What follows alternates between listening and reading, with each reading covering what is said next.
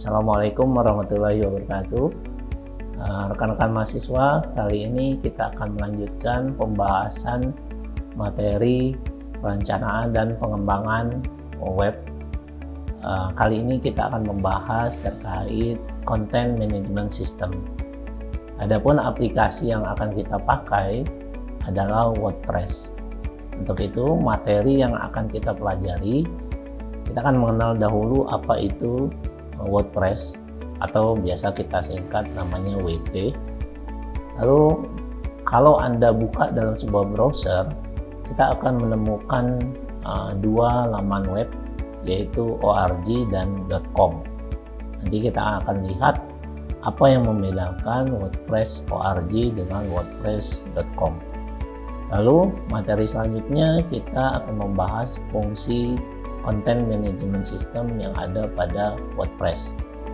Dan kenapa kita pilih WordPress? Sebetulnya nanti ada kelebihan-kelebihan yang ada pada WordPress tersebut. Dan diakhiri dengan pembahasan terkait fitur yang ada dalam WordPress. Untuk itu kita akan diskusikan atau pelajari apa yang dimaksud dengan WordPress. WordPress merupakan content management system yang paling populer. Sebetulnya ada namanya Joomla, ada juga namanya Drupal, dan masih banyak CMS atau content management system lainnya. Tapi kali ini yang tampilannya lebih user friendly dan memudahkan teman-teman mengaplikasikannya dalam mata kuliah ini, salah satunya adalah WordPress. Dan WordPress ini sebagai sebuah platform untuk membangun sebuah web dengan cepat dan mudah. Lalu WordPress ini dibangun dengan bahasa pemrograman PHP dan menggunakan database MySQL.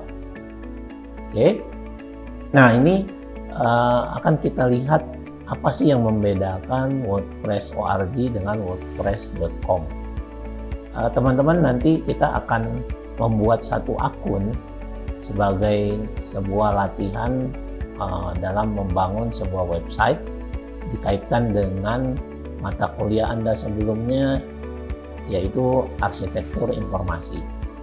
Nah, kita ada dua pilihan.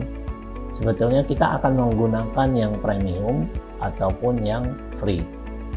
Nah, kalau kontennya dalam bentuk yang berbayar, free premium gitu ya.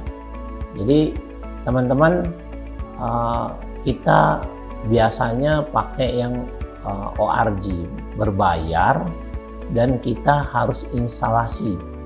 Biasanya dalam third party server.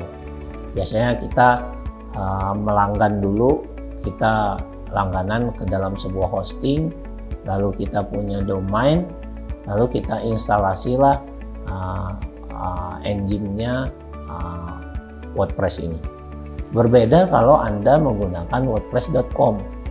Anda akan mendapatkan layanan gratis dengan subdomain, mendapatkan satu subdomain dari WordPress.com. Contohnya misalnya kita akan membangun website misalnya prodi perpustakaan. Berarti kita akan diberi domain secara gratis namanya prodiperpustakaan.wordpress.com. Dan itu bedanya kalau kita menggunakan WordPress.com. Untuk WordPress.com ya kita tidak bisa menginstalasi plugin. Jadi dibatasi karena dia gratis. Kalau kita sudah menggunakan WordPress org, berarti kita bisa menginstal plugin yang ada. Lalu kita juga tidak bisa menginstal yang namanya nanti external script, tapi kita hanya diperbolehkan menggunakan CSS. Nanti kita ada bahasan juga terkait CSS. Lalu karena ini gratis, biasanya oleh WordPress diberi batasan kapasitas untuk penyimpanan. Dan kita juga dibatasi untuk mengakses yang namanya database SQL-nya. Bila kita menggunakan yang ORG, berarti kita dengan leluasa mengakses database-nya, lalu kita juga storage-nya atau kapasitas penyimpanannya bergantung berapa besar yang kita langgan. Jadi itu yang membedakan WordPress ORG dengan .com. Tapi kita akan latihan menggunakan WordPress.com. Anda diminta selanjutnya nanti akan membuat akun dan kita latihan menggunakan beragam fitur yang dimiliki oleh WordPress. Oke, fungsi Content Management System, kenapa ini kita pilih? Karena dia mempermudah kita dalam membuat dan mengelola atau dalam pengelolaan sebuah website. Nah, ini dalam poinnya kurang ya, sebuah website. Jadi ada fungsi yang namanya CMA, jadi Content Material Administration Software. Jadi rekan-rekan di sini dia sudah punya dashboard dengan tampilan yang user friendly. Jadi teman-teman tinggal klik, tekan tombol ini, tekan tombol itu, dan dia sudah membuat seseorang itu mampu mengoperasikan dan membuat sebuah konten dalam sebuah website. Nah, itu fungsi CMS yang ada.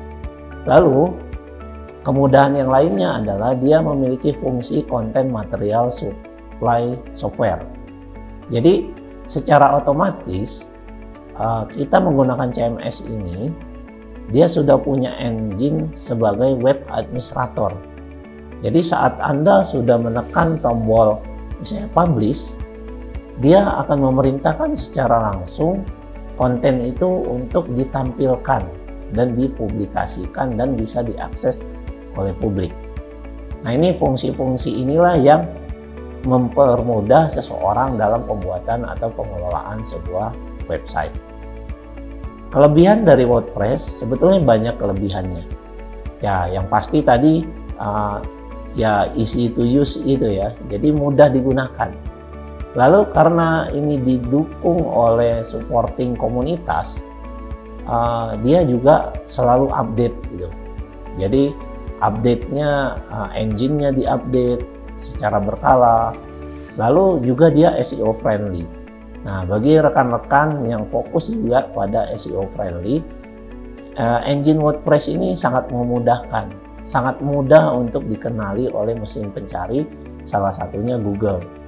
Jadi kita tidak perlu lagi repot-repot memikirkan itu, tinggal nanti kita memikirkan bagaimana menggunakan teknik SEO-nya dalam website yang akan kita bangun. Lalu kelebihannya kalau nantinya kita dapat memilih themes atau tema. Nah, tema-tema ini yang akan kita gunakan untuk membuat visualisasi atau desain web kita yang bagus. Lalu beragam plugin juga tersedia. Jadi teman-teman bisa menggunakan beberapa fasilitas ini yang belum ada dalam engine WordPress. Anda bisa gunakan plugin-plugin yang ada. Dan kelebihan berikutnya, dia bisa dimodifikasi.